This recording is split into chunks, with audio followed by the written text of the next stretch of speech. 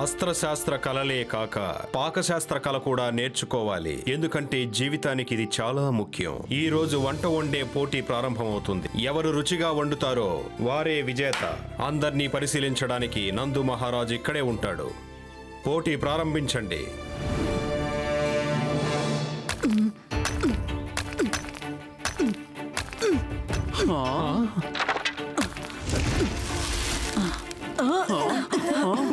భీమా, నువ్వు ఎలాంటి పుల్లలు తీసుకొచ్చావు?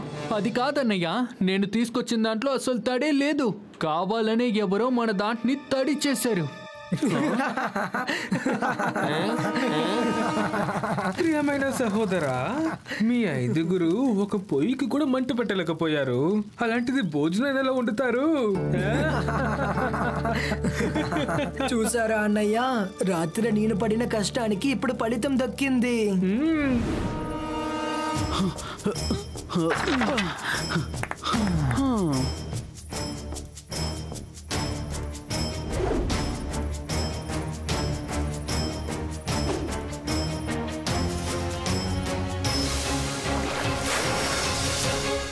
అన్నయ్య, ఈరోజు వీళ్ళని నేను వదలను. భీమా, నిదానం. నువ్వు ఆవేశపడే సమయం ఇది కాదు. సమస్యకి పరిష్కారం వెతకాలి. వాళ్ళని పట్టించుకోవద్దు. ఈ తడిచిన కర్రల్ని ఎలా మంట పెట్టాలో ఆలోచించండి. అన్నయ్య, మీరేం దిగులు పడకండి. మన పొయ్య వెలుగుతుంది, మన భోజనం కూడా సిద్ధమైపోతుంది.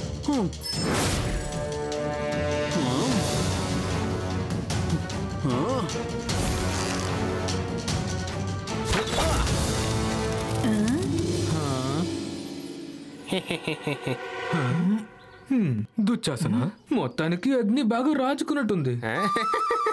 అన్నయ్య, ఎందుకు బాధపడుతున్నారు? అగ్గి ఉంటే మాత్రం చాలా వాళ్ళు భోజనాన్ని తయారు చేయగలరా? నేను నాకున్న అతి తెలివితేటల్ని మొత్తం ఉపయోగించి ఒకటి కాదు ఎన్నో పనుల్ని ఏర్పాటు చేశాను. నిన్న రాత్రి నేను వాళ్ళకి కావాల్సిన ప్రతి దాన్ని కూడా నేను మార్చేశాను. ఆగండి నకుల సహాదేవ, ఆ కర్రలు తడిపిన వారు మిగతా పనులు కూడా చేసుంటారు. ముందు ఆ వస్తువుల్ని సరిచూడండి. అందువల్ల మనం జాగ్రత్తగా ఉండి తీరాలి.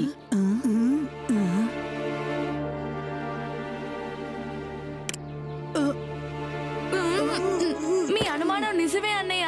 మన కాయగూరలు దుర్వాసన వస్తున్నాయి. ఏంటి? ఇంత జరిగిన తర్వాత వాళ్ళని నేను ఊరికే వదిలిపెట్టను.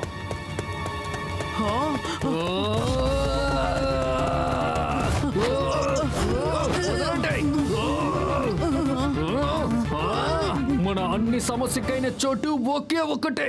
భీమా, నీ కోపాన్ని అదుపులో ఉంచుకో. మనం ఇప్పుడు పోటీలోనే శ్రద్ధ చూపించాలి.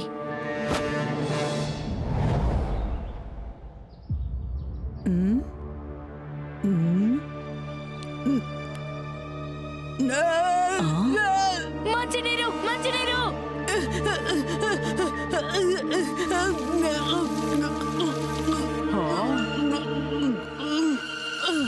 అన్నయ్య, వాళ్ళు మన మసాలా వస్తువులతో కూడా ఆడుకున్నారు. ఇప్పుడు మన దగ్గర ఉప్పు కారం మాత్రమే ఉన్నాయి. సహోదరులారా, ఇప్పుడు మనకి బాగా తెలిసిపోయింది. మనల్ని ఓడిద్దామని వీటన్నిటినీ కూడా చేసుంటారు. కానీ మనం ఓడిపోవు. ఉన్న సమయంలో మన పరిస్థితిని ఆలోచించాలి.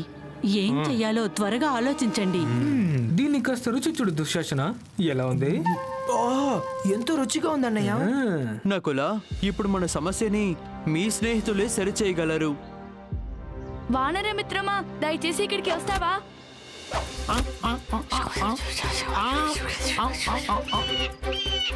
చిన్న పక్షులారా వినండి.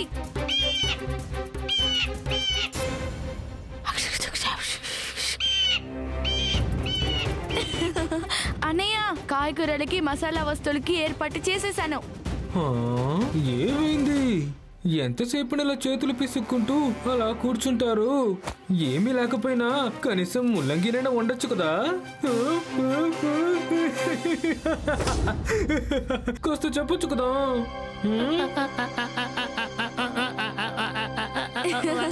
సహోదరులారా, కూరగాయలు వచ్చేసినాయి. రండి ప్రారంభిద్దాం. ధన్యవాదాలు మిత్రులారా. భీమా, ఇప్పుడు నువ్వు యథార్థానికి రా. ఈ కాయగూరల్ని నువ్వు శత్రువు అనుకొని సరైన పాఠాన్ని నేర్పించు.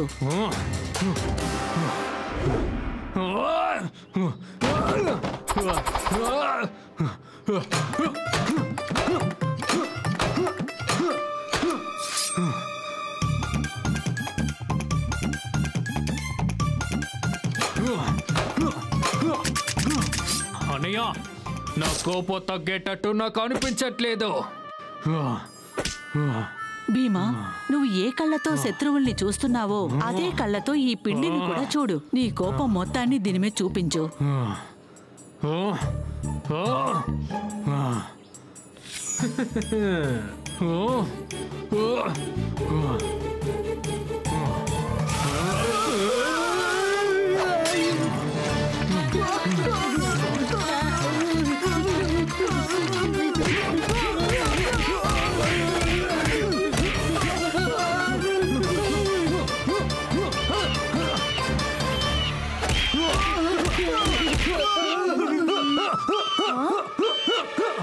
ధన్యవాదాలు మిత్రులారా.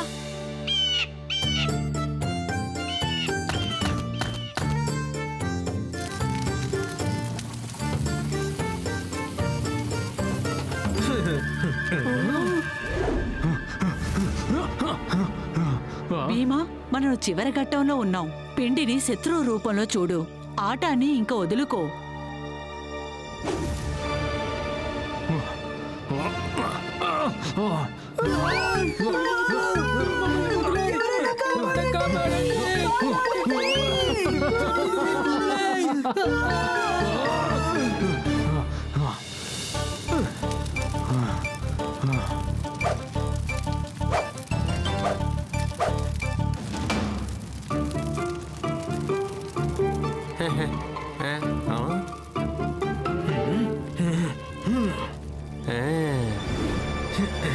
గురుగారు, ముందు మీరు నా భోజనాన్ని కాస్త రుచి చూస్తారా?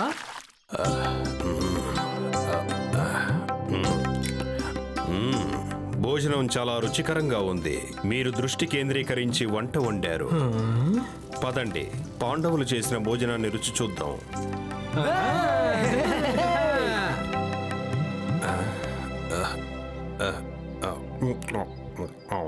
పాండవులారా, మీరేం చేశారు? మీరెందుకు కంగారుగా చూస్తున్నారు? నా జీవితంలో ఇటువంటి భోజనాన్ని నేనెప్పుడూ తినలేదు. ఈ వంటలో అద్భుతమైన మసాలా ఉంది. అది గొప్ప రుచిని సమకూర్చింది. దానికి సాటి లేదు.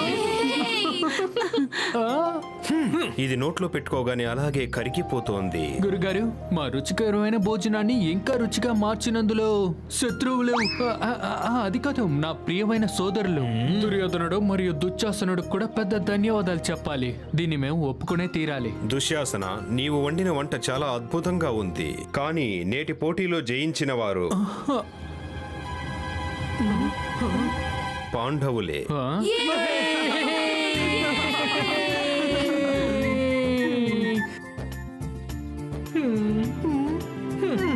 ఈ పోటీలో పాల్గొంటే ఎన్నో సమస్యలు వస్తాయని మీకు చాలా బాగా తెలుసు. భోజనాన్ని ఎవరూ సృష్టించలేరు, కానీ కఠిన సమయాల్లో ఉన్నతులు విజేతలవుతారు. మీరు దీన్ని చక్కగా పాటించారు.